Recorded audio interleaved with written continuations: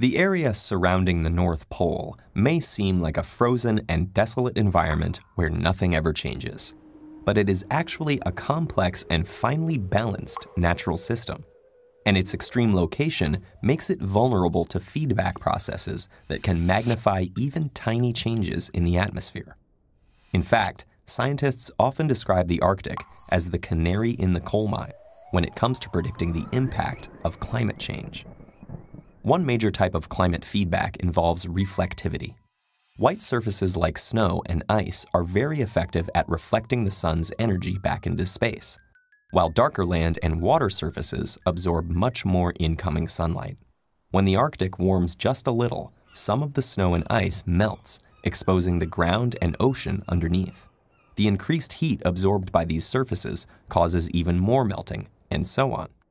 And although the current situation in the Arctic follows the warming pattern, the opposite is also possible. A small drop in temperatures would cause more freezing, increasing the amount of reflective snow and ice. This would result in less sunlight being absorbed and lead to a cycle of cooling, as in previous ice ages. Arctic sea ice is also responsible for another feedback mechanism through insulation. By forming a layer on the ocean surface, the ice acts as a buffer between the frigid Arctic air and the relatively warmer water underneath. But when it thins, breaks, or melts in any spot, heat escapes from the ocean, warming the atmosphere and causing more ice to melt in turn. Both of these are examples of positive feedback loops, not because they do something good, but because the initial change is amplified in the same direction. A negative feedback loop, on the other hand, is when the initial change leads to effects that work in the opposite direction. Melting ice also causes a type of negative feedback by releasing moisture into the atmosphere. This increases the amount and thickness of clouds present, which can cool the atmosphere by blocking more sunlight. But this negative feedback loop is short-lived due to the brief Arctic summers. For the rest of the year, when sunlight is scarce, the increased moisture and clouds actually warm the surface by trapping the Earth's heat, turning the feedback loop positive for all but a couple of months.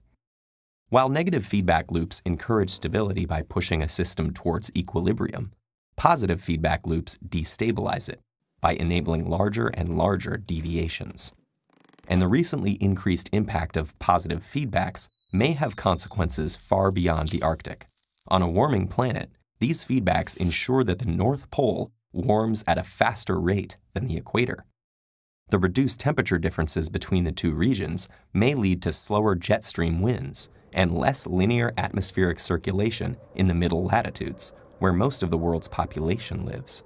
Many scientists are concerned that shifts in weather patterns will last longer and be more extreme, with short-term fluctuations becoming persistent cold snaps, heat waves, droughts, and floods. So the Arctic's sensitivity doesn't just serve as an early warning alarm for climate change for the rest of the planet. Its feedback loops can affect us in much more direct and immediate ways.